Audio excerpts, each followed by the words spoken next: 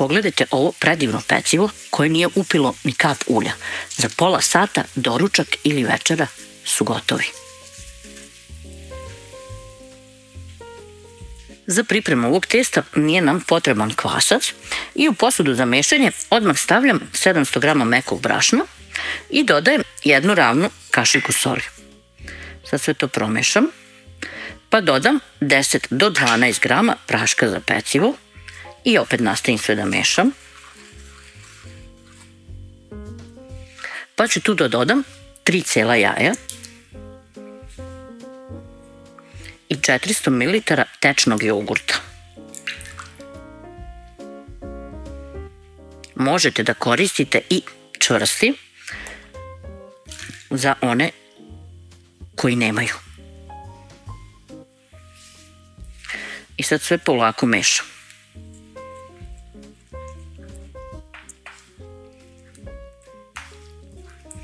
Ovaj deo možete da radite i rukom, ukoliko vam je lakše ili ste tako naučili. Ja sam naučila da sve to prvo mešam dokle god je vlažno valjačom.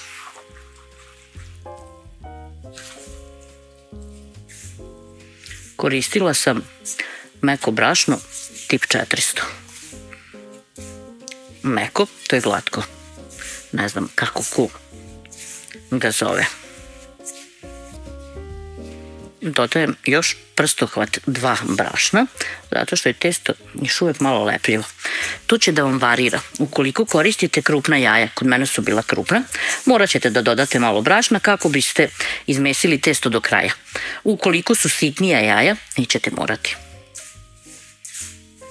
Možete da koristite i jogurt onaj u čašama, ali on onda nije 200 ml, nego je 180. I ako budete tako koristili, isto nećete morati da dodajete brašno. To bi bilo to. Sad ću ovo testo da ostavim da odstoji samo koliko mi je potrebno da napravim nadev. Usput ću malo da ga pokrijem. Za nadev možete da koristite šta god da želite. Može to biti samo sitni sir uz dodatak belanca. Može biti kombinacija šunka-sir. Može biti ovako pica nadev koji ja pravim, samo bez šampinjona. Ja ovdje imam šunkaricu, nekih 300 g, 150 g tvrdog sira, dodala sam malo origana i ovdje imam mešavinu kečapa i paradajza. Time ću da prelijem i sve da izmešam. Pravite nadev koji vi najviše volite.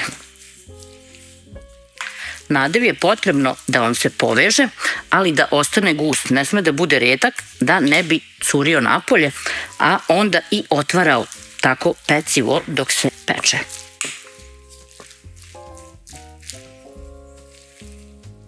Posle napravljenog nadeva površinu pospemo sa malo brašna.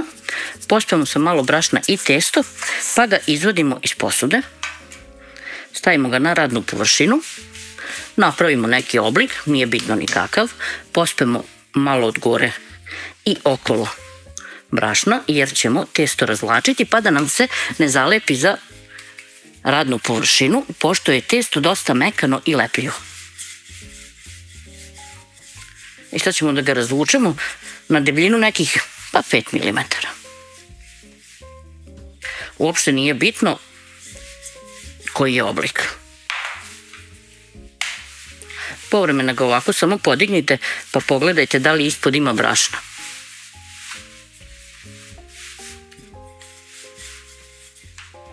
Malo brašna posuću i od gore, ali tek.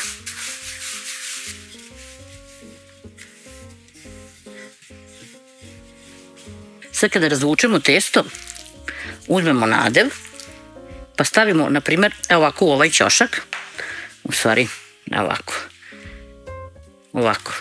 I sad uzmete samo ovako, bilo kakvu posudu, možete i neki dublji tanjir i pritisnete.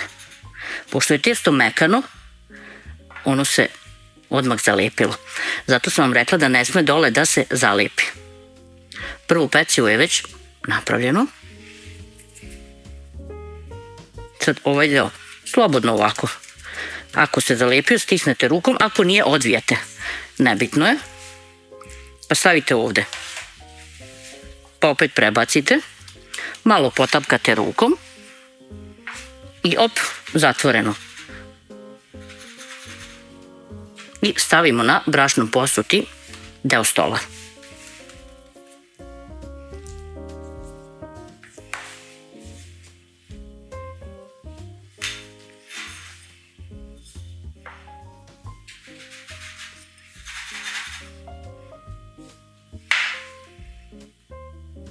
Ovaj deo ćemo odseći, to nećemo bacati, premesit ćemo pa ćemo iskoristiti ponovo.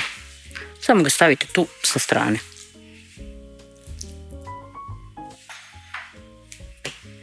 Sad pokupimo ovaj višak, malo posebno brašnom da nam se ne lepi, premesimo, ponovo razvučemo i ponovimo postupak. Sve ovo ide jako brzo. Brzo se umesi testo, ništa se ne čeka, za to vreme se napravi nadev, razvuče se, puni se i ovako se jednostavno iseče. To je to. Može ponovo da se razvlači.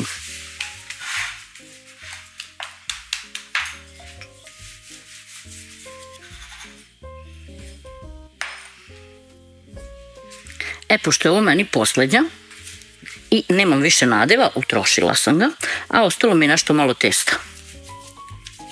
Njega ću sad samo ovako da premesim. Dovoljno je čak i ovako u ruci. Dosta je baš mekano, lako će i da se razvlači. Pa ću samo da ga razvučem na debljinu 1 cm, neću na 5, zato što neću ništa preklapati. Otprilike ovako. I sad ću samo da ga isečem pa na 4 dela. I ispeći ću ovako prazne. Njih ću peći na kraju. U tiganj izaberite da li će biti manji ili veći. Sipajte ulje, otprilike između 0,5 i 1 cm i ostavite da se zagreje na jačoj vatri. Kada se ulje zagrejalo, testirate ovako brašnom. Smanjite temperaturu, kod mene je to na 7 od 9 i stavljate da se peku. Sve ovo možete da radite i u rerni, ali onda traje duže. Ovako vam treba samo po 2-3 minute sa svake strane.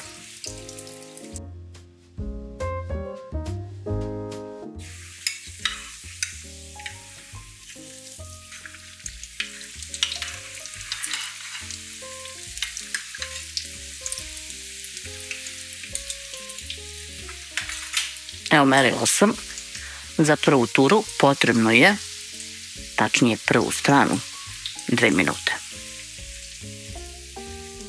Pre pečenja, ukoliko vidite da neka ivica nije dobro zatvorena, slobodno to pre nego što ubacite u tiganj malo pritisnite.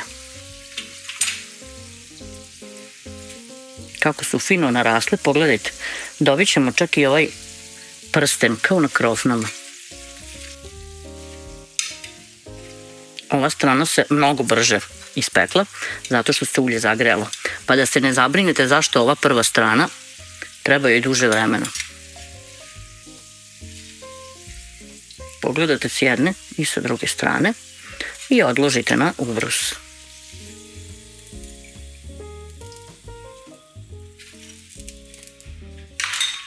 Ovo testo je odlično i mogu vam reći da uopšte ne upija ulje. Evo, pogledajte sad ovu turu kako, što bi se reklo, šišti. Sad ću staviti i treću da ne gubim na vremenu.